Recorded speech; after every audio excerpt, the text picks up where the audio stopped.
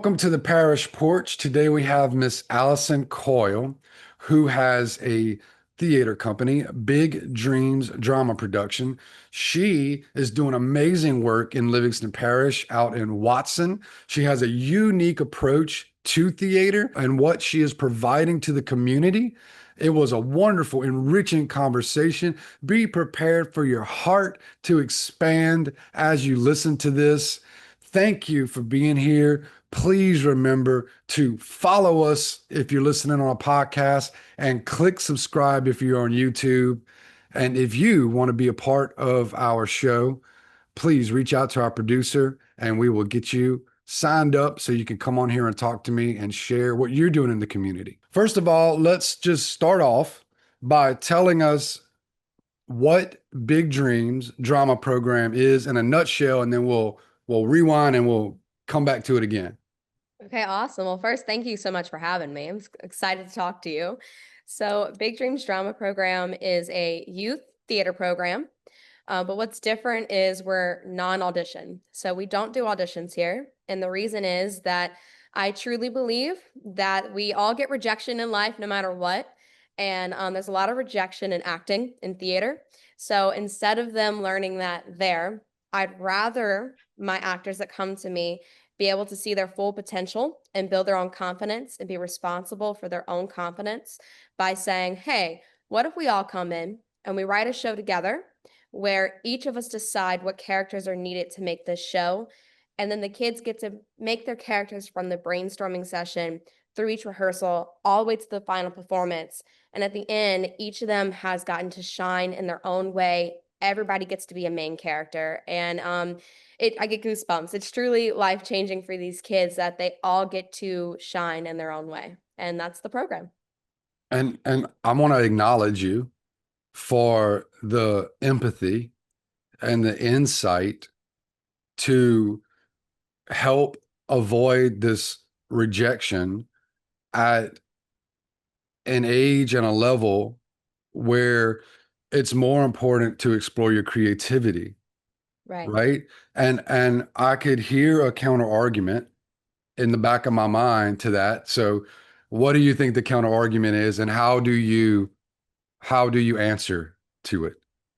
Sure. I mean, look, we have a lot of rejection, especially now in the age of social media, which we all, talk about it. They're experiencing it at their age, and I'm talking, all the way from 5 to 17 are the kids that I work with, especially my like 13-year-olds. They're seeing every day at school. They're getting rejection, whether it's from peers, from teachers, even from family, and all different situations. So they're already learning how to work through that. Now, that's not to say that in our program and in life, they don't start experiencing some different things, rejection. For instance, our sessions usually have about 23 kids in it. So I'm taking 23 kids in a room with all different ideas, all different life experiences, and asking them to share their ideas and try to make one cohesive 1 hour play. As you can imagine, a lot of these ideas may not make the final cut, right? So we all decide on one overall theme that is space.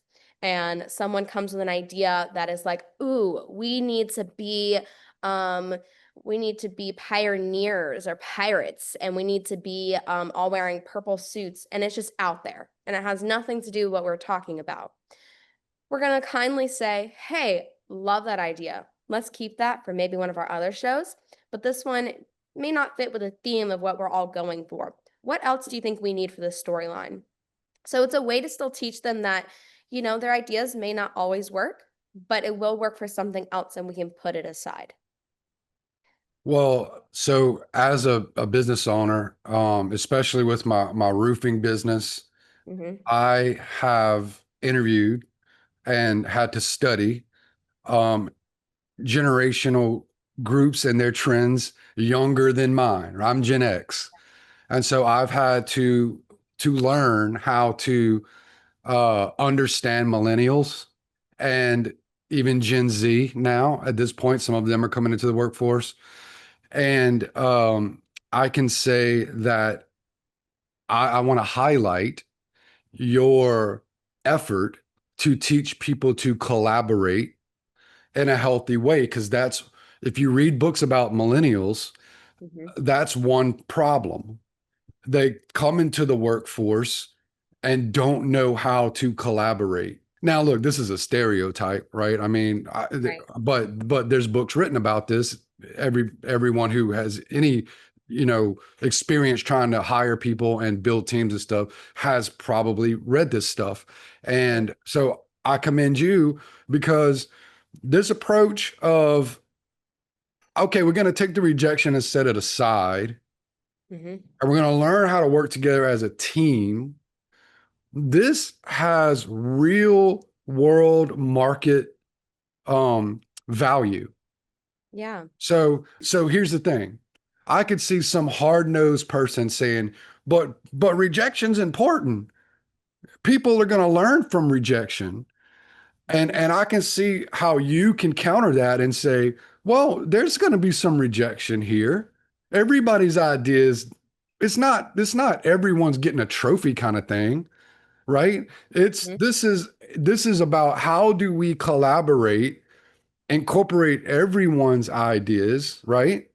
Right. And build the inner self and open the window of creativity, because you tell me, whenever someone is rejected, especially in a place when it's time to be vulnerable, like a creative space, Yeah. that window, right? So say it out loud. Does the window close or open? Right. It closes and it leaves a wound, you know, when you Yes. have this idea and anyone that is studying any kind of acting at all in improv, we have a rule. The number one rule is yes and. And the Mm. reason that is because when we are vulnerable and we open our mouths in any way to share something about ourselves, an idea, anything, and this could be in a business meeting as well, or in a relationship when you have a discussion. When you are vulnerable and you put it yourself out there and then someone says no or questions it in any kind of way, you feel shut down. And now you're like, okay, note, not going to do that anymore. And we start taking the toll on that. So when we instead say, yes, and here's how I can build on your idea, here's how I can build on what you offered to us and make it work and add to it and figure out how we can cohesively make this a thing. This is good workplace advice and value. And you said the word relationship. Yeah. And I mean, I couldn't agree more. And I do really acknowledge you and commend you for bringing this to the community, for bringing this to our podcast, and for sharing, because this is where our heart is for this podcast. It's about enrichment of the lives of the people living in this Amite River Basin, these two twin parishes, Ascension and Livingston. And I've been so blessed and excited, and my eyes opened just in the few shows we've done already, that there is a real awareness here in this community of an emotional intelligence Yeah. that is not obvious. If you look at social media, if you're looking at the news, if you're looking at anything about South Louisiana, it's not obvious that there's people with real deep emotional intelligence that are bringing programs to the community to enrich the community in these ways. Yeah. And I am so thankful to be able to talk to people like you and highlight this. In our relationships, in my marriage, and I see it with my children. I've got three girls. Mhm. This concept of vulnerability and this concept of the wound that comes. Right. Uh, nobody nobody can be fully authentic whenever that window is getting slammed down on their Right. fingers. And so let's start back at your earliest memory of when you thought you might want to go down this path of theater first, and then maybe bringing into it this emotional intelligence and this program? Sure. First, just I've been a creative through and through since birth. My parents talked about that I always knew I was going to move to New York City and go to acting college there, and I did. That was my whole life goal since I was little bitty. It's all I talked about. So I went to New York Conservatory for Dramatic Arts from the age of 17 to 19, got my associate's degree in acting at 19 years old, and then always knew I wanted to come back home to Louisiana. Of course, family, but also I think there's something to cultivating what we have here at home. And specifically, I've always lived in Denham Springs, and so we've got nice heart and nice soul, like you're talking about. There's more people here than we realize that really have so much to offer. And so I wanted to come back home. I immediately started teaching acting as soon as I got back with several different companies. And through working with different companies over the years, about 5 years, I wanted something more. I felt like I was in boundaries of like, it's a lot of time about monetization, right? Which we have to pay bills. And so it's a certain amount of money that has to go into it, and then we have to bring and making sure we have attendance. And through that, I was like, I want more. My heart has always been with the youth, with kids, and specifically what they need. And in such a hard time for them to be growing, to be born with, social media is at age 5, they're being introduced to it. And I wanted something that shows them who they are, because that age, and even sometimes an adult, you're asked, what do you want to do when you grow up? And well, what are you? Who are you? We don't know. So if they can have a space to really be heard, really be seen, I think that's the foundation for them to be successful no matter where they are, because they have their own light inside them. So when I thought about the program, it really just was an idea that I was like, what if? What if I did a theater program where we just wrote our own shows and everyone was welcome? And what if I tried? So I gave it a name, Big Dreams, which just comes from me personally of I've always had big dreams, and I feel like it's something that's within me I can't control. It's controlling me. A gift from God, and I feel like many other people can relate to that. And so the name hopefully brings the right people. And I'll tell you, when I started putting flyers out to the schools and I started posting on social media and talking to other businesses, trying to get the word out about our first show session of saying, okay, we're looking for ages 9 to 17 and we want to do a show. Who's interested? It was scary. It was definitely a jumping off the cliff kind of situation of like, let's see if this works. And for a while, it felt like it wasn't going to. I had maybe like 3 signups before like 1 week out of like deadline of when I needed people to sign up. And then I stopped and I realized that I had been looking at this as I need signups. I need this amount of money to make this work. And I just sat down with myself and thought about why I started it. And I prayed and I said, God, send me the kids that need you. Send me the kids that need this program. Whoever needs this, that's who I want to work with. It doesn't matter the number or the money. Send me who needs you. And overnight, pretty much, I had 23 kids ready for our first show session that did that entire first show with us. And a lot of them have stuck with us through all the shows. And that's where we all started from. I want to thank you for sharing that. I can see in your eyes when you're, a little bit of almost a tear when you start talking about praying. And so thank you for sharing that. And now you have the summer program broken up into 3 segments. Yeah. So tell our audience about those 3 segments and when those are taking place. So if people want to jump on board, there's still time, right? Yes, yes. So yeah, go ahead. Okay, so our first one is coming up pretty soon. So you want to jump on that one quickly, but it's June 9th through 13th. It's going to be 9 a.m. to 3 p.m. And that's for ages 9 through 13. I just lucked up with those easy numbers. So that one, you want to register by June 2nd. So that's coming up in a few days. And cost is going to be $200 for the whole week. I'll tell you, all of our camps, the kids are coming in and learning theater, film, television, commercials, writing, creative writing, movement and dance. At the end, they're going to have a showcase. So the parents and family and community is invited on the Friday at the end of each camp at 2:30 p.m. to come see the performance of what the kids built. So that's the first camp.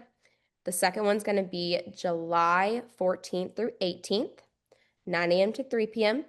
That is going to be for ages 5 to 8. Also $200, and all things we talked about, they do that as well. The last one is going to be for our teens. Our teens have been begging for their own camp. They love the quiz with the younger kids, but they're ready to do their big kid things. So we'll have teen camp. This is going to be July 28th through August 1st, 9 a.m. to 3 p.m. for ages 13 through 17, and that's $200 as well. All camps are at Events at Serenity. It's in Watson and Denham Springs. It's 33135 LA 16, Denham Springs, Louisiana. And do they bring a little baggy lunch and a little drink, or just like a school lunchbox type situation, or what? Yes, good question. So please bring a packed lunch, bring a water bottle. They're doing a lot of work. Dress comfortable because we're doing lots of movement. We're going to be on the stage, so make sure you dress comfy and bring all of them snacks so they have full energy to keep going. Creative is like a workout. So work out of the brain, work out of the body. So bring them all the snacks. Man, I'm so excited that you're doing this. I mean, to give the kids a chance to write, you know, a chance to uh look at costumes and it someone may not eventually want to act, right? But there's other things that they can get involved with, and this could lead to someone being an amazing novelist or a playwright or a film writer. And and nowadays they're writing video games and all kind of other stuff that I don't even know about because I'm too old.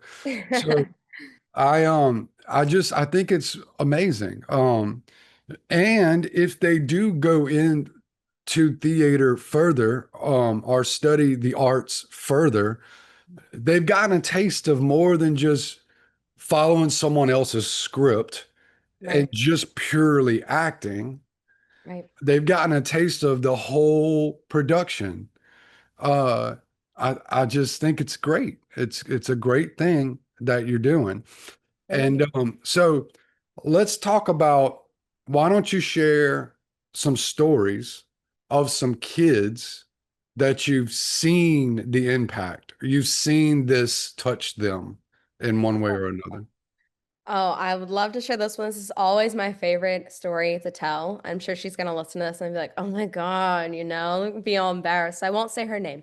But I have one actor that has been with me from the first show session. She's attended every workshop, everything between, and her mom is like, when's the next show? When's the next one?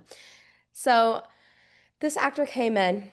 She was pretty shy, pretty timid, which surprisingly a lot of actors are. So she came in, and when we were talking about what the first show would be in our brainstorming session, she said, look, I don't want any lines. I want to be there, I want to act, but I don't want to say anything. And I said, okay, cool. Well, a lot of times in typical theater, that would mean she'd be a tree, in the background. Not here. So I said, that's fine. You're still going to be a main character as everyone else. You just don't have to say anything. So I thought of a way to make sure that she could still be featured. And so we made it like a character was like a Medusa type thing where she was frozen. So we saw them freeze her. And so then she was a statue. So each time she came on stage, she had to be like rolled on a cart. She was in like some different pose, different creative pose that made it fun for her to come up with those poses and had to really do some physical comedy there. And then at the end, I snuck in one line for her when she was unfrozen. That way, she had the whole 12 weeks to rehearse it and to feel confident in that one line. Killed it. It was a great role. She loved it. By the next show session, they always get to choose like how many lines they have. She came up to me and she was ready to be a main character talking throughout the whole thing. And she did. The next one, she was our evil mad scientist, Dr. Kara, and she killed it with all her lines. She had to be mean, and she is not mean. She had to be mean and embodied it, had to do this evil laugh, and I mean, just has the best time on stage. So I watched her, and that was all her process. I didn't have to encourage her in any kind of way. She owned that of like, okay, I can do this, and then requested to have more lines next time. And it's just awesome to watch them build that for themselves. Yeah, and it makes me automatically think about disabilities Mm, and how are you navigating those? for sure. We're all inclusive. And so we have had some kids that have all different levels of abilities. So whether this is physical, whether this is emotional, any kind that you can imagine, everybody's welcome, and we have everyone there. And so we take our time to meet the individual needs of each actor. That might mean that we might pause and take a break, even when we have, a whole scene to rehearse in 12 weeks. It's not a lot of time, and we only meet once a week. So we are crunch time all the time with getting this done. But if we see someone is getting overwhelmed, it's a lot, especially if you're on stage and you've never been on stage and you're doing something and I'm wacky. I'm over there like, oh yeah, just scream, scream at the top of your lungs on this line. Oh, make this face. And if they have never done that before and they become very aware that everyone's watching them, it may become extremely overwhelming. We're going to stop. We're going to take a break. We're going to do a dance. I'm going to come up to you later. I'm going to say, hey, you good? You need anything from me? So, wherever you are in your abilities, in your emotional life, in your social life, we're going to meet you there. And we're not even going to try to change you. We're just going to say, hey, what do you need? What makes you fit in here? And I think that's the most beautiful part of not only, the adults in the program, myself and my other staff that I have involved, the kids. The kids welcome each other. They help each other out. Hey, your line is this. You'll see them kind of whispering if it happens. They all have microphones. They all have the actual, headsets. And so we like to, sometimes do a little Britney Spears moment and, in the mic. And they'll tell each other, you're live. They can hear you. So any of those abilities where we may need a little bit of assistance, the kids really become a community and a family and help each other out. The world needs more Alyson Coyle. Wow. I mean, what a blessing. How big is your staff for these summer camps? So for summer camp, I usually do it by myself, only because I can, and it's like hanging out with my family. But right now, our first camp, we have 17 kids so far, and then we have more people that can come. So I always hire my mom first because I love working with her. So she comes in, and she's actually a paraprofessional by her career. So she's beautiful to have there. And then as we get more and more kids, like for our shows, we have way more staff. I always have my best friend, I'll give her a shout out, Naya Skipper. She comes in, she's my stage manager for any productions we do. She does the website, the flyers that you're seeing. She's always my staff. And we always get a lot of our like LSU grads that graduate with theater. We get them involved. And then our high school theater kids come a lot of times. Like Denham Springs High School has a great theater program, Walker High School. They'll come and they'll volunteer to run our lights, run our mics. So we always have a great amount of staff for anything we need. Got you. Wow. And so you're doing things throughout the entire year or just in the summer? Yeah, so we typically have two show sessions a year. So you're looking at a fall session and then a winter session. Okay. Our next show should be starting, our rehearsal should be starting around August, beginning of August. So that will be on our website. You can see on there it says, sign up for emails, register. You'll be able to make it where I can email you, hey, time to sign up for the next show. So look for that in August. And the summer camp is like just a crash course, all day, all immersive type thing. I got you. I understand. Yeah. Wow. I mean, kudos to Watson for supporting this.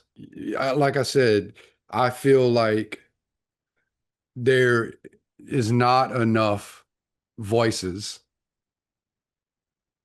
elevated and heard of people doing things like you're doing.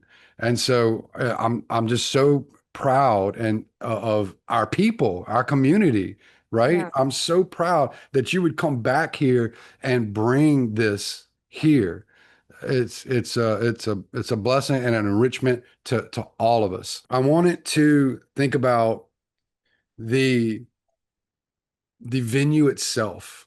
hmm Uh, what can you tell us about the venue itself? Like, how old is it? Is it brand new? And go from there. Sure. So they are amazing. It's called Events at Serenity, and it's ran by Darren and Dan Bourgeois. And this building has been so many different things, and they can tell you that whole story, but it's been a grocery store, a church, and now they have it, and they do all of the arts. So it's an arts and event center. So they have dance in this building, they have singing lessons, and now they have theater. So we all are housed in here. They also have a hair salon in there. I mean, you name it, they got it in there. So they have a bunch of different spaces in the building. And so the biggest one that summer camp is in is the Grand Ballroom, which has a beautiful stage where all our productions are, can fit up to 400 people to sit in their theater style. I mean, has the lights and everything you can imagine for a theater show. And then we have all kinds of other spaces like the dance studio, the smaller stage that we'll use for more intimate classes where I really want them to focus on their character development versus running all over the stage. So the space and the venue, I have to give them a shout out for what they're doing in Watson. You reach out to them for anything you need, and they're going to support you. I mean, from hanging up my sign for me, my banner for theater camp, they went out there and helped me with that. So they are just people that are supporting all of the arts in Watson. Yeah, I'd like to talk to them. That's impressive to provide that to the community. Is very impressive. Yeah. So you've got big dreams, and you've got literally the big dreams drama Yeah. production, and so with big dreams, there's an escalation. We start here at the beginning of the funnel, and the funnel gets bigger and bigger. The clouds get bigger, the dreams get bigger. We get taken away. So sweep us off our feet. Give us a future cast. Where's where's this dream taking you and us as So, a community? yeah, my biggest in life goal would be to have a conservatory, such as what I went to in New York, but here. Because I was blessed and supported by my family and community to be able to go to New York and go to college and have that amazing experience. Not everyone can have that path. We can't all move to New York or LA or wherever else. Sometimes we're rooted here with our families, and that's great. But I still want everyone to have that full, invigorating arts experience here. So I would love to be able to create a fully college accredited conservatory for the arts here. Wow. Where are you at in that process? Well, we're getting I- better and better each day. So, honestly, just creating big dreams has definitely opened doors for me, like conversations with you, of Yeah. just like-minded people of like, yeah, we love that. We want to do that. I did a show with Spotlight Theater Players that's in Livingston Parish and was able to act in one of their plays, got to introduce me to a lot of them. I just judged for a festival, the Junior Thespian Festival in Baton Rouge. I get to work with the Louisiana Renaissance Festival and teach their actors there. So just from me having conversations like we're having and meeting other people that have the same ideas of what we want for our hometown is it. I'm on that path for it to happen. And that's it. I think just surrounding ourselves with people that want to support the community is the Yeah. key. I mean, it's the way, I mean, you're building your network now, you're laying the groundwork. Mhm. You're gonna have a pathway that's gonna have to end up being, um, you're gonna have to marry eventually money, with academia, you Right. know, but there is obviously a ground, boots on the ground and a ground level undercurrent. It's Right. not the top current in our community, but there is an undercurrent. And Right. I'm digging into it, doing this show. I'm finding this. There really are these people. And I mean, it even ties into, let's say things like there's people now in our local communities roasting coffee, lots of craft beer. Yeah. There's interesting things that are beginning to happen. It's almost like a rising up of a of a spirit that beckons back to some history, right? In Mhm. some cases, our cultural heritage, Right. different cultural heritage that have all, come into this melting pot, and it beckons in some cases as a rebuttal against some of the national stage of politics and Sure. and things that have been going on in the last few years. But there is definitely a palpable undercurrent of support. I mean, Livingston Parish is having a pride event Wow. at the Lamar Dixon Yeah. Center. This is the first one ever. Yeah. And so I'm impressed by that. So impressed by that. And it's a courageous thing to do, by the way. It's a courageous thing because this is not yet a community where you can just walk down the street and drag or something. And Yeah. I mean, this is a community where you have got to be careful. So I'm putting my voice out there in support of this idea of love, passion, a cultivation of the authentic self. Yes. And And the yes, and just the accept and love people as they are. And how does this work with all what we're doing, right? I think that's what, with the pride, that's what's going on here is just, we're just seeing love, just seeing acceptance and like, okay, great. We need each other. You can't yes, do anything alone. You can't do it by yourself. You need this community. there is a way to address and approach and have conversations and open the conversations up and share ideas without violence, right? And without ugliness, um, without more wounds. Right. There's a way to do this. I'll give you an example. I have a film class, and this is a very small class. I have 5 kids that come regularly. And right now, we're actually preparing for a theater festival that's going to happen on August 16th. This will be the first time we're competing, which is really exciting for me and for these kids. And so, some of the stuff we're cracking into right now is pretty heavy. And so, it opened up a safe space that the kids by themselves just started having a discussion on religion and afterlife. And whereas sometimes, especially maybe like in public school, we may steer away from those conversations, we may shut down those conversations. But this was a safe space they knew they were in, that they can discuss amongst themselves this discussion. And the two of them had very opposing ideals. But what happened was one said their ideal, one said theirs, and they knew they didn't agree, but they just said, okay, yeah. I mean, maybe that could be true. And they just continued on. And for me, I sat back and watched and listened to what they had to say because there's some adults now that cannot handle that discussion and someone not agreeing with them and will attack. So to watch these very young people, I'm talking 12 years old, have this discussion and realize they did not agree about something so heavy and just go, okay.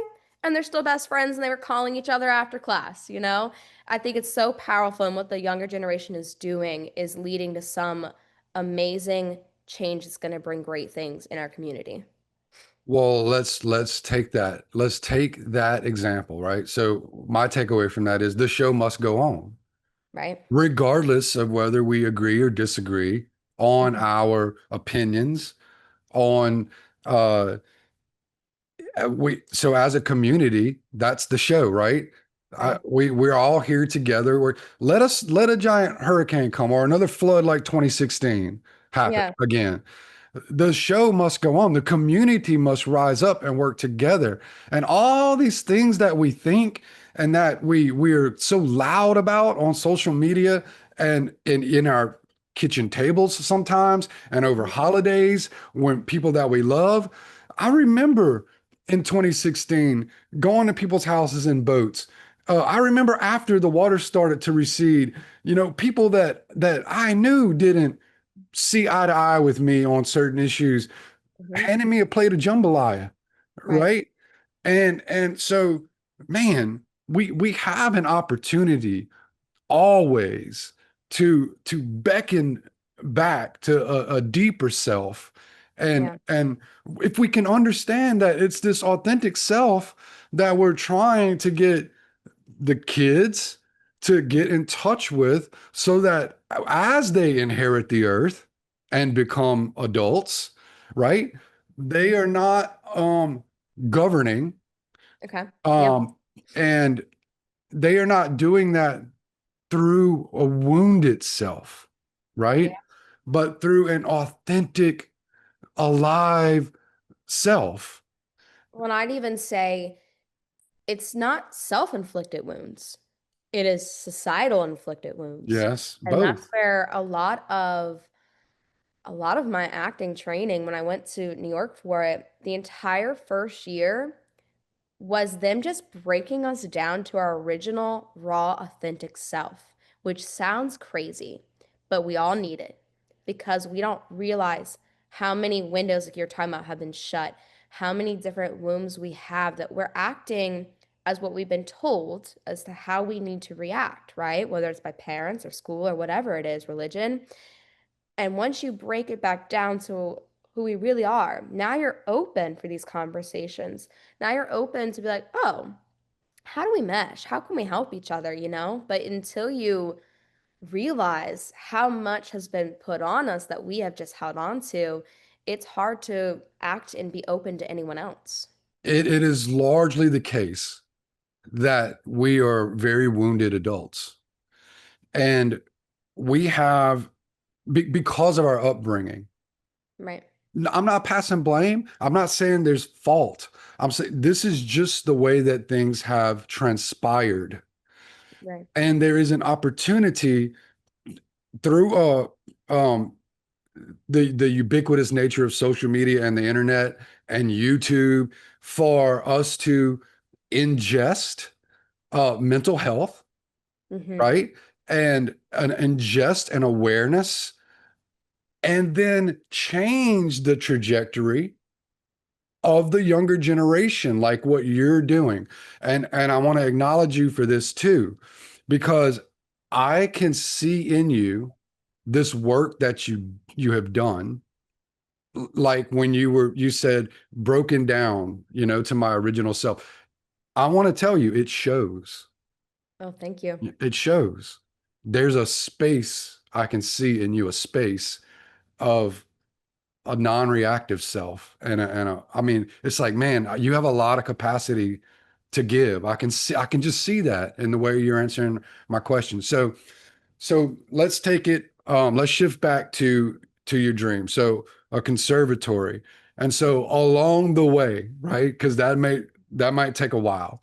Yeah. Along the way, what's some of the next steps for your work? Let's say in 3 years. What are you going to be doing? So right now, my biggest focus is only doing creative stuff because, as anyone in the creative world knows, it's very hard to make an entire living out of only doing creative things. And so I've made a huge path right now that I am teaching theater at a school. I have my own theater program. I teach for a Renaissance festival. I'm doing all kinds of different acting gigs, and so I'm here, but I want it to be for a purpose. So. Big Dreams Drama Program has a meaning behind it, and I want everything I'm doing to be helping others. And so I would say in the next 3 years, I'd love to only be doing Big Dreams. I'd love for to be able to outreach kids in cities all around us for everyone to have this opportunity. And whether that means, I'm only one person, maybe I can't direct all of it. Maybe it's introducing the program itself into schools and letting the schools take this on because there's many talented people in our community that can do what I'm doing, but maybe just hasn't had the idea or the resources. So if I can copy and paste so where all the kids are being outreached, that would be an amazing goal to have in the next 3 years. So if someone's listening and they're like, I have some synergy. I feel what you're laying down here. How Mhm. do they get in touch with you? Oh, so my email is bigdreamsdramaprogram@gmail.com. Made it real nice and simple. It's also a contact form on the website, bigdreamsdrama.com. Please reach out to me on Facebook, Big Dreams Drama Program. I'd love to have conversation. I love coffee. We can have coffee chats, and I love to hear the other ideas, what people are doing. And it doesn't even have to be with youth. It could be with adults as well. If you are like, I don't work with kids because it takes maybe a special heart to work with youth sometimes. If you're like, I'd love to do some kind of program like this for adults, let's talk about that too. All right, so we're going to do a lightning round here in a second. I want you guys to remember this podcast today is brought to you by JW the Builder. We are a fully licensed general contracting company, and we have a roofing division that we are growing at this moment. There's been a lot of hail storms lately in Livingston and Ascension, and we are here to serve you. And I am going to jump straight into this. I love doing this. Rapid fire. You ready? Okay. What's the best vacation you ever took?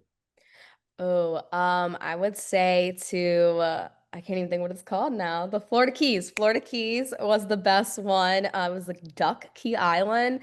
So fun, so clear, so beautiful. Wow. Okay. Favorite book? Oh, this is gonna be a little too on brand, but acting books. I love to further my studies, any of them. I just got a new one that is really talking about connecting like the spiritual side of acting and a guide to it. So, acting books. Acting books. Okay. What's your favorite way to take on education? Is it podcasts? Is it YouTube or is it reading? I need Audible. yeah. So I like having the book, but a lot of times, I'm a mom. I work a lot of jobs. I can't sit down. So a lot of times I'll listen to it while I'm driving, and that's probably the best way. So podcast is great. Me too. I listen to podcasts and audiobooks constantly. Mhm. Um, and let's see, is there anything that you want to leave us with that we haven't covered yet? Just a word of advice. I'd say if you're feeling stuck in your business, in your relationship, if you're stuck in creativity, pause and ask to be shown the people that need you, that need your gift, that need the spirit, and see what opens up for you. Well, there you go. Ask and you shall receive. Yeah. Miss Allinson says from the porch. And we're going to wrap it up with that. Please remember if you're getting value here, it truly helps us to follow on the podcast and to subscribe on YouTube. And it is your voice. Jump on the porch and speak up. Thank you guys for listening.